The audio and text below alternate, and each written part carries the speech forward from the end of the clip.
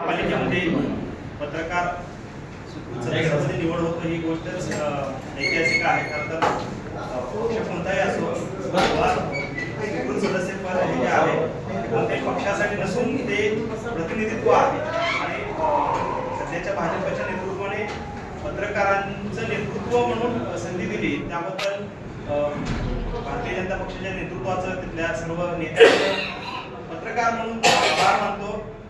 मणिदादांचं खरं तर आपण पाहिलं की त्यांचा जो वावर आहे किंवा त्यांचं जे काही एकंदरीत दिनक्रम असतो तो कुठल्याही नगरसेवकापेक्षा कमी नसतो.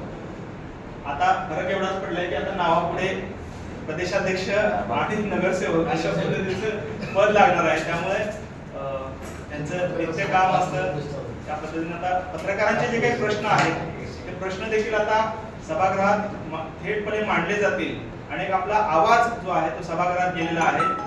त्याबद्दल मनीषदादा खेत यांचं सोलापूर श्रमिक पत्रकार संघाच्या वतीनं मी अभिनंदन करतो आणि त्यांच्या पुढील वाटचालीसाठी शुभेच्छा देतो. धन्यवाद.